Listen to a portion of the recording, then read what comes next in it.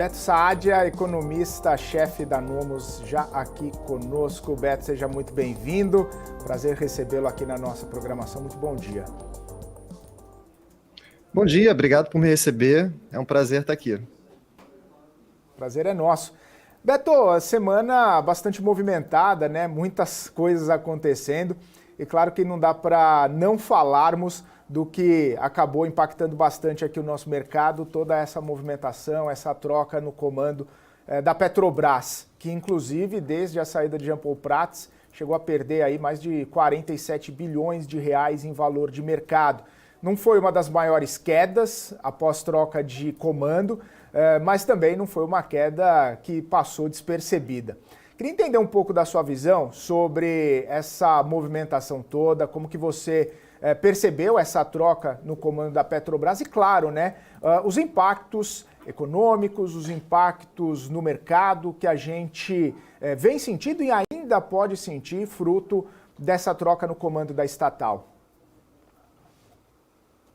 Pois é, e a semana foi tão intensa e foi tão pesada que parece que agora o mercado está operando no 0 a 0, assim como o mercado lá fora, e talvez os operadores estejam passando uma mensagem de falando, cara, chega, deixa eu ir para casa, deixa eu descansar, deixa eu pelo menos ter uma sexta-feira, um fim da semana um pouquinho mais tranquila, sem notícias, e é bem verdade que a gente pode esperar até menos notícias nas próximas 2 semanas, frente ao que aconteceu ao longo das últimas 2 semanas. E aí, entrando em Petrobras especificamente, a gente brinca que parece um time de futebol, a empresa que fica trocando de técnico a toda hora, no caso aqui a presidência da Petrobras, que tem um rodízio até maior do que o próprio ciclo político ali de 4 anos. Isso é muito ruim para a empresa, isso é ruim para os projetos de longo prazo que a empresa investe e que a empresa dedica boa parte do seu orçamento, mas, por outro lado, como você bem mencionou, por que não afetou tanto assim, apesar de que o valor de mercado que foi destruído foi muito grande? Talvez pela essa própria anestesia do mercado em ver tantas trocas de cadeiras nessa empresa. É bem verdade que o próprio Prates, que também o ex-presidente da Petrobras, ele também entrou com uma bandeira política muito forte, tá? Mas parece que a cadeira ali, de alguma forma, esquentou um pouco e ele acabou tendo esse embate, como todos os outros presidentes tiveram, com a burocracia da empresa, ou seja, com um conselho mais forte, com um estatuto diferente, que foi aprovado em 2016, com a lei das estatais, que justamente nas últimas 2 semanas foi confirmada novamente, ou seja, entra de novo em curso, e também, obviamente, com os investidores internacionais, com os investidores locais privados, principalmente, muito importante também, com o sindicato da empresa, que tem interesse na longevidade, na lucratividade da empresa. Então, assim, a nova presidente agora ela vai ter desafios que não são muito diferentes dos que tiveram. Talvez sejam até desafios maiores, porque o Prates, é bem verdade, a gente tem que colocar isso na conta, ele não teve tantos desafios em relação a alguns itens da empresa, como a defasagem do preço da gasolina em relação aos preços internacionais. O preço internacional não subiu tanto na sua gestão, assim como o câmbio também ficou bem comportado na gestão dele. É bem verdade que no último mês, nos últimos 2 meses, não tanto, e aí sim isso acabou afetando o último balanço que foi divulgado esse mês. Mas ao longo do ciclo dele, ele não teve tantos desafios. Então isso joga em favor de uma gestão que o mercado viu como técnico do Prat. O ponto onde a gente tem que ficar de olho, tem 3 pilares de impacto que pode acontecer com a mudança. O primeiro deles é em relação à política de distribuição de dividendos. A gente acredita que isso, de alguma forma, está protegido. Tá? Vamos ver os momentos para frente, mas no curto prazo isso não é um risco. O segundo ponto é essa defasagem do preço da gasolina em relação aos preços internacionais. É preciso que essa defasagem seja baixa para garantir a lucratividade da empresa. Esse ponto a gente também acredita que não vai ter grandes interferências e, por terceiro, aí sim, a política de investimento da empresa é onde a gente acha que pode ter uma guinada em relação a investimentos que o mercado entende, ou pelo menos o mercado suspeita que não sejam tão lucrativos assim, frente ao que a empresa tem de mais inteligente, que é a produção e a exploração de petróleo em águas profundas e ultraprofundas. É até interessante porque um acaba impactando o outro, né, Beto? Se você for pensar nos investimentos, na política de investimentos, aonde vão ser feitos os investimentos e a magnitude, isso reflete nos dividendos também. Talvez por isso um pouco do pé atrás do mercado? Exatamente. A gente tem ali uma margem equatorial, que é um novo pré-sal, né? E a empresa provou para o mercado que o pré-sal conseguiu ser lucrativo. E lembra que o pré-sal ele também foi colocado em xeque pelo mercado financeiro. A partir do momento que em xeque pelo mercado financeiro e também pela inteligência dos técnicos de exploração, né? Não se sabia exatamente qual o potencial do pré-sal, né? Então, obviamente, você vê, algumas empresas não estão aí para contar toda a história. A Petrobras ela acabou crescendo com o pré-sal e aumentando a sua lucratividade. Ela é hoje uma empresa bem mais potente, com musculatura financeira melhor do que em alguns anos anteriores. E agora a gente tem uma nova oportunidade, que é a margem equatorial. Então, é necessário que o CAPEX, né, que é a capacidade de investimento dessa exploração, seja mantida, porque as outras áreas que a Petrobras também manifestou interesse em explorar, como, por exemplo, fertilizantes, óleo e gás, o biodiesel, e também algumas matrizes de energia renovável, a gente entende que outras empresas privadas têm o potencial de explorar e deixar, obviamente, o que a Petrobras sabe fazer de melhor, não só no Brasil, mas também em relação ao resto do mundo, que é a exploração e produção de petróleo. Ô Beto, tem uma outra questão importante, e aí eu queria entender um pouco dessa sua percepção. Claro que a gente fica monitorando os impactos, né, da saída do Prats na questão do mercado, dos investimentos, sobre os investidores que podem ou não fazer seus investimentos no papel. Mas tem uma questão importante também sobre a contribuição que a Petrobras tem na questão fiscal aqui do Brasil, principalmente com seus recursos, com seus dividendos, que a gente estava comentando agora há pouco. E essa política, ou nova política, ou possível nova política de investimentos, ou talvez essa redução nos dividendos pode impactar, né, na arrecadação até mesmo do governo, né?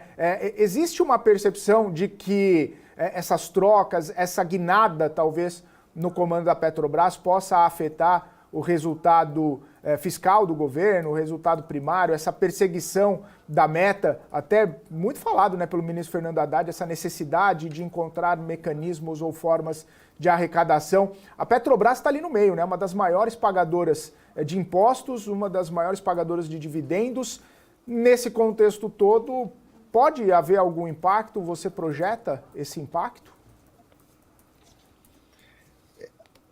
Esse é o risco, exatamente. É um dos principais riscos, na verdade, e aí que a gente conta com o embate do governo, né, entre o Ministério da Fazenda, que a gente já enxerga que tem um interesse ali no dividendo, justamente porque é a sua meta tentar entregar, não só do Ministério da Fazenda, a meta do governo todo, entregar a meta fiscal dos próximos anos. Então, ao Ministério da Fazenda interessa ao máximo a lucratividade da empresa e a distribuição de dividendos.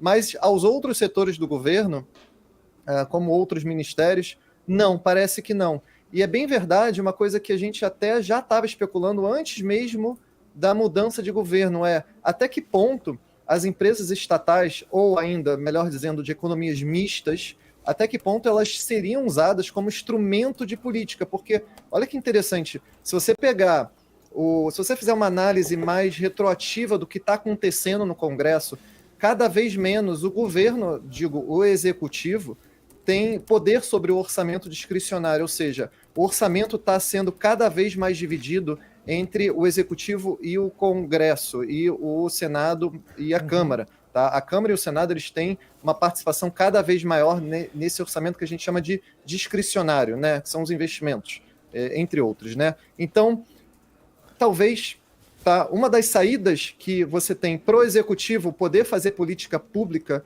sejam as estatais e as semi-estatais surgem como instrumento de política pública. É muito claro isso. A gente viu isso na Eletrobras, a gente viu isso na Vale, que obviamente é bem mais privada, no sentido, o capital privado é bem maior do que nessas outras empresas que eu citei, mas pelo menos o pouco de capital que o governo tem, ele já está tentando ao máximo multiplicar isso politicamente falando. Obviamente, isso aqui implica em investimentos não só em setores que a gente entende que não tem viabilidade econômica, não é só isso, mas principalmente em cidades que possam ser currais eleitorais, principalmente no ano agora de eleição, né? De eleição nos estados e municípios. Então, esse é o risco. Então, a gente tem que torcer para que o Ministério da Fazenda, de alguma forma ganhe esse cabo de guerra e a gente consiga usar a Petrobras, aí sim, para pagar o nosso déficit público, que é grande, a nossa dívida, que pode chegar aí a 80% do PIB, é grande e, ao mesmo tempo, principalmente, beneficia todos os cidadãos. A partir do momento que, com uma sustentabilidade melhor da dívida, a gente consegue vislumbrar uma trajetória de queda da taxa Selic bem mais acentuada. Isso sim é que vai nos trazer um crescimento de longo prazo sustentável para o Brasil. Ô Beto, inclusive sobre essa trajetória, né, da taxa Selic, hoje o presidente do Banco Central, Roberto Campos Neto, falou que não podia dar guidance, que o último comunicado estava tudo que os economistas precisavam saber, tudo que o mercado precisava saber estava lá, né? Mas, obviamente, existem projeções até por conta da divergência no Copom vista ali na última reunião. Uma parte do mercado já está interpretando que talvez não haja mais espaço, até por conta desse fiscal, as incertezas citadas no cenário externo, não haja mais espaço para um corte de juros nesse ano, pelo menos nas próximas reuniões. Alguns já dizem que talvez tenha mais uma ou duas de 0,25.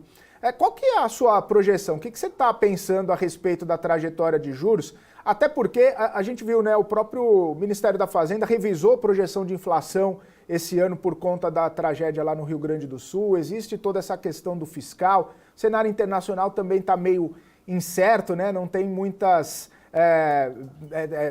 não tem muita clareza do que vai acontecer ali para frente. Você está no time que vai ter mais corte, que não vai ter corte esse ano. Eu queria entender essa sua visão, por gentileza.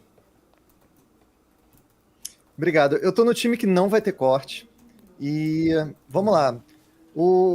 A gente teve a gente teve um mês de abril muito difícil, muito binário. O que isso quer dizer? Foi muito difícil analisar se o balanço de riscos de fato mudou. Por que eu estou falando isso? Olha que interessante. Você teve, ao mesmo tempo, uma inflação corrente com sinais muito positivos, mas as expectativas de inflação com sinais muito negativos. Você teve, ao mesmo tempo, uma sinalização fiscal do governo muito ruim com a mudança de meta, e, ao mesmo tempo, você teve uma revisão positiva da Moody's.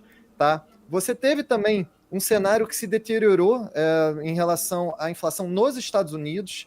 Então, assim, colocando tudo isso dentro do balanço de riscos, usando aqui a expressão justamente do comunicado, foi difícil mesmo você definir que tipo de trajetória dá para a taxa Selic. Como país emergente, entre 50 pontos de queda e entre 25 pontos de queda, como país emergente, em relação à última reunião do Copom, a gente tem que optar sempre pelo mais conservador, tá? Justamente para a gente não deteriorar as expectativas e acabar provocando um ataque especulativo.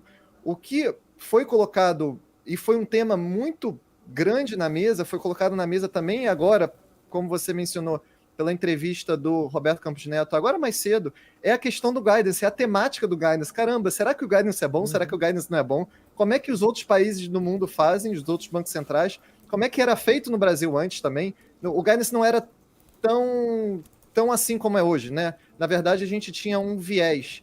O viés era ou de queda ou viés de alta. E você também não nominava muito os votantes. Hoje isso é mais transparente. O Roberto Campos Neto falou na vantagem de você colocar nomes a quem dá os votos. Então, a gente está discutindo essa questão do guidance. Talvez a gente possa melhorar, deixar ele talvez um pouco mais subjetivo, porque dessa vez ele mostrou um lado negativo, tá? Que foi justamente a especulação política que eu acredito que não existe, tá? Mas houve uma especulação política por uma coincidência ali de 2 ou mais membros que votaram por uma queda de 50 pontos, que são justamente as pessoas e os diretores que foram nomeados pelo governo atual, sendo que um deles, o Galípolo, vai ser, previsão, né, ainda o futuro presidente do Banco Central. Mas, de tudo que aconteceu, qual é o resultado? Né? O resultado é, obviamente, um prêmio de risco maior. Usando uma expressão aqui muito técnica, mas traduzindo, significa que as expectativas de inflação subiram, não só por questões internacionais, não só pela sinalização fiscal ruim do Brasil, mas agora também por uma provável divisão de opiniões no comitê. E quando você tem expectativa de inflação maior, você tem um trabalho do Banco Central que agora, de fato, vai ficar mais difícil. Tá? Em que situação isso vai ser resolvida? E onde é que vai vir essa resolução? Esquece, agora só na próxima reunião que a gente vai ter uma definição, ou não, né? Mas a gente vai ter o próximo passo agora, uma definição de fato de como cada um vai votar. E aí sim a gente consegue talvez trazer alguma luz. Vamos relembrar uma coisa que é importante. Foi a segunda vez na história do Copom que você teve uma divisão quase que perfeita, né? Só não foi perfeita porque é um número ímpar de votantes. Então, mas você teve no finzinho do ano passado, no último trimestre do ano passado também, uma situação em que houve uma divisão como essa nos membros votantes. Naquela ocasião, o Galípolo votou por uma queda maior, mas aí sim, junto com o Roberto Campos Neto, tá? Então, ali não causou tanto prêmio de risco, né? O mercado não enxergou aquilo como uma divisão de classe, porque o presidente novo votou como presidente corrente.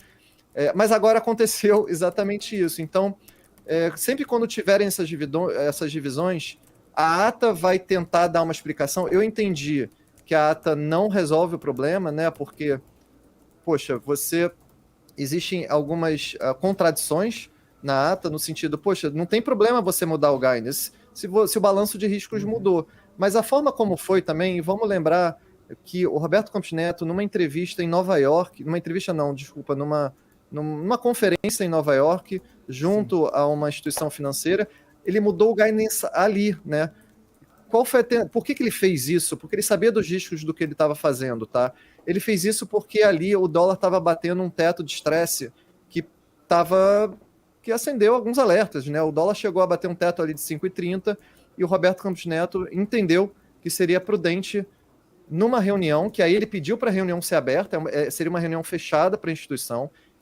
Os membros do comitê falaram, não, a reunião tem que ser aberta, é obrigatório que seja, justamente para você evitar uma assimetria de informação, e ali ele mudou o guidance, tá? Então, se você quer saber, há desvantagens nisso, aí sim você causa mais volatilidade no mercado, mas naquele momento ele fez uma tentativa de tentar mitigar um risco ali que estava ocorrendo em relação ao câmbio, que estava ali batendo um teto de 5,30. Não sei qual é a resposta do que é melhor, do que não é, mas toda forma de comunicação do Banco Central, ela vai ter esse lado ruim, mas ela tem algumas vantagens também. Por exemplo, você nomear os votantes, isso acaba também expondo as pessoas para não votarem de forma ilógica, né? De forma política até, eventualmente, se o mercado especular. Então, tem vantagens e desvantagens, isso só vai ser resolvido na próxima reunião.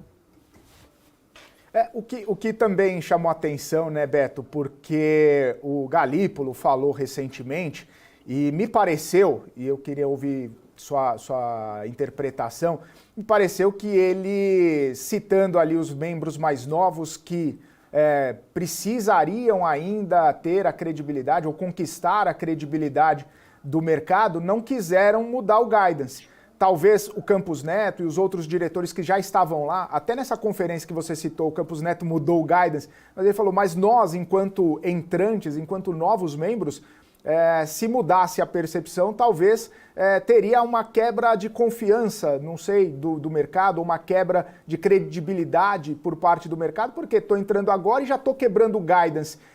Parece que, e aí nessa argumentação, trouxe um pouco mais de calma para o mercado ou trouxe um pouco menos de pessimismo nessa rivalização entre entrantes e entre já mais diretores mais maduros. Talvez essa percepção de que o guidance poderia afetar a credibilidade do Banco Central ou quebrar o guidance, quebraria essa credibilidade. Isso estava na mesa de discussão? Isso poderia ser interpretado pelo mercado também, Beto? Perfeito, vamos lá. O Galípolo, é importante dizer, ele é contra o guidance, tá? Por que eu estou falando isso? Não é uma percepção. Ele mesmo já manifestou, e não foi de hoje. Ele já manifestou ano passado, antes mesmo de virar diretor do Banco Central, ele manifestou ser contra o guidance. Isso não é de todo ruim, tá? Retirar o guidance podem ter suas vantagens. Aqui a gente viu um exemplo de como o guidance ele pode justamente causar mais volatilidade do que o contrário que ele propõe, né? De diminuir a volatilidade. Por que ele é contra o guidance, tá? E como país emergente, talvez colocar o tal do guidance, que é essa sinalização do que o Banco Central vai fazer na próxima reunião, ele entende que como país emergente, existem teorias que abarcam, obviamente, esse fundamento, ele entende que, como país emergente, o guidance acaba comprometendo o comitê a ter que segui-lo, dado alguns eventuais eventos adversos, né? E não necessariamente precisa ser somente uma questão política ou de meta ou de internacional, podem ser questões climáticas também, podem ser questões de um estouro de uma crise, podem ser diversas outras externalidades que dão mais liberdade para o comitê poder seguir aquilo que ele realmente entende do balanço de riscos. Um outro motivo é que é o seguinte, o Banco Central ele já tem o que ele chama de função de reação, ou seja, é a mesma fórmula que o Banco Central tem e é a mesma fórmula que o mercado tem. O mercado financeiro ele sabe exatamente o quanto precisa de juros, em quanto tempo, para jogar a inflação na meta. É uma fórmula que o Banco Central usa. Inclusive, ele chama aquilo de horizonte relevante, ele chama do quanto precisa de inflação, de taxa de juros em níveis restritivos, no horizonte relevante para jogar a inflação para a meta. Então, dado que já existe essa função de reação, dado que existe essa fórmula que é sabida, talvez o guidance não seja tão necessário. Ou melhor, principalmente esse guidance que diz exatamente o quanto que você vai reduzir na reunião seguinte. Se a gente talvez trocar isso por um critério um pouquinho mais subjetivo, lembra quando tinha um viés, por exemplo?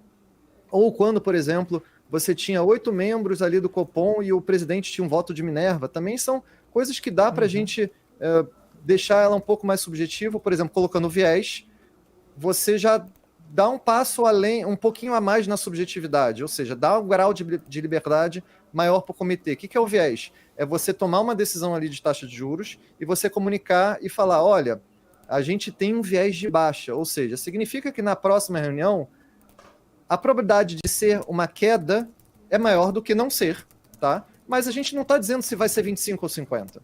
Hoje, o guidance, ele diz exatamente se vai ser 25 ou 50, ou seja, ele coloca aquela frasezinha no comunicado que diz vislumbramos o mesmo...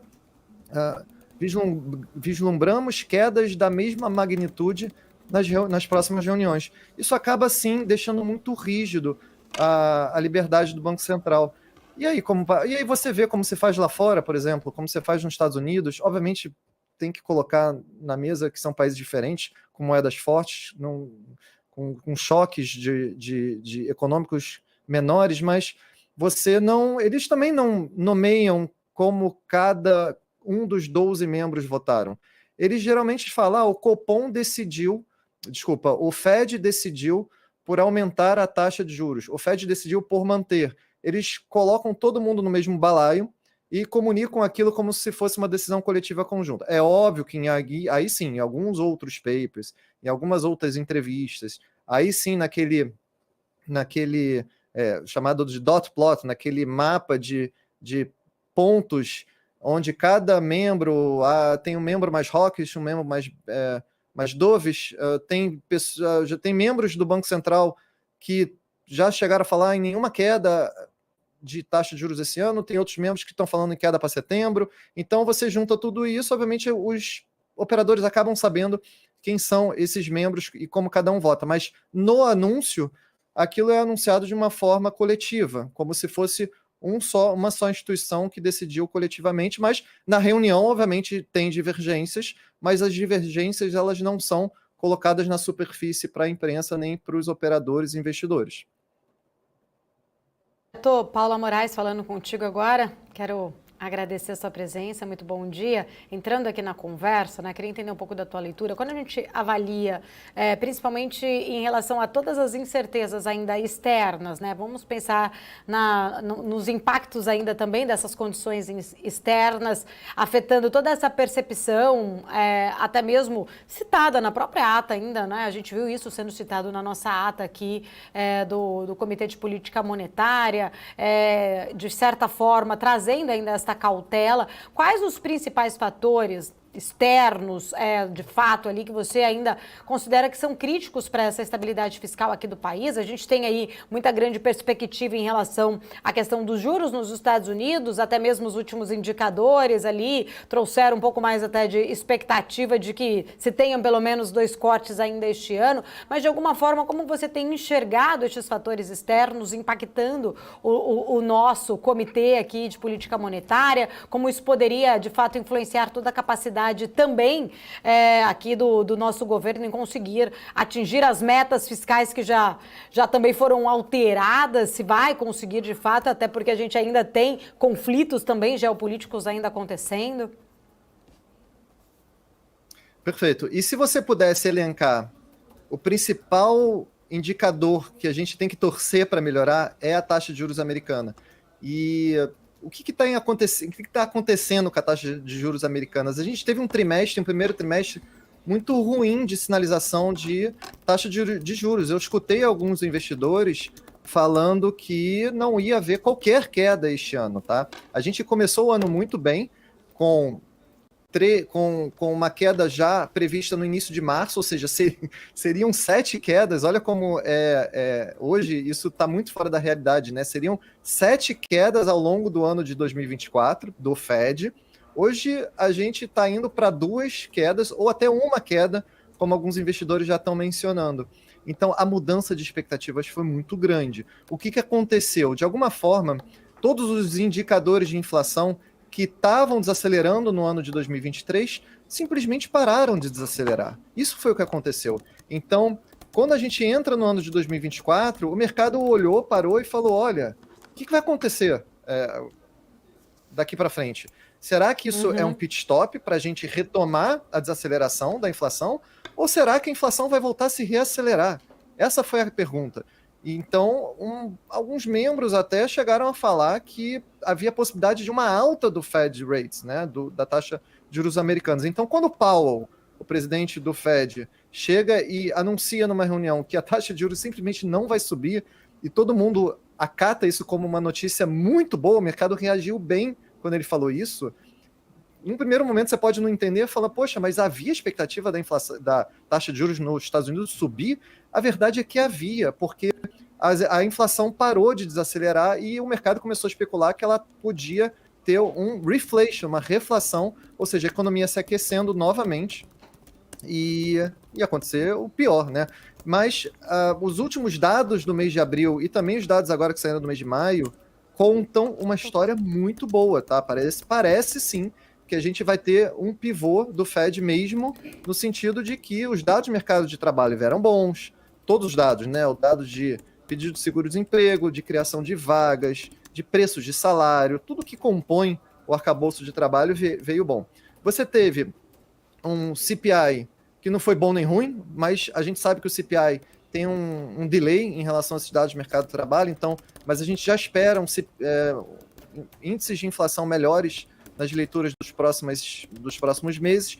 Então, isso tudo fez... e a gente teve alguns indicadores essa semana também de indústria, de serviço, principalmente de housing, de casas, que também é um outro fogo ali que está impactando a inflação. Com todo esse composto de indicadores que saiu nos Estados Unidos, por isso que o mercado subiu tanto, o mercado reagiu. Então, a taxa de juros caiu, as taxas longas caíram. Então, o que a gente sabe agora? Qual a história que a gente tem agora? A gente sabe, poxa, a inflação, a taxa de juros do Fed, ela realmente vai cair. A gente já entendeu que que a próxima direção é de uma queda. Agora é uma discussão se isso vai acontecer em setembro, se isso vai acontecer em dezembro, se isso vai acontecer até no ano de 2025, mas a gente pelo menos sabe que a gente não está num período ali de reflação, ou seja, de uma nova aceleração, de um novo ciclo de aceleração da economia. Isso seria bem grave. os Estados Unidos e também para o resto do mundo, não saberia o que isso vai fazer com a taxa de juros e como isso ia impactar justamente no lado fiscal americano, que é onde está o maior risco hoje global, é o fiscal americano. E, obviamente, com uma taxa de juros maior, esse fiscal viraria um risco ainda maior e tendo impactos também para as moedas, não só das moedas fortes, mas principalmente como as nossas moedas emergentes. Maravilha. Quero agradecer, Beto. Muito obrigada. Sempre um prazer falar contigo. Volte sempre aqui na nossa programação. Eu que agradeço. Bom dia e bom fim de semana.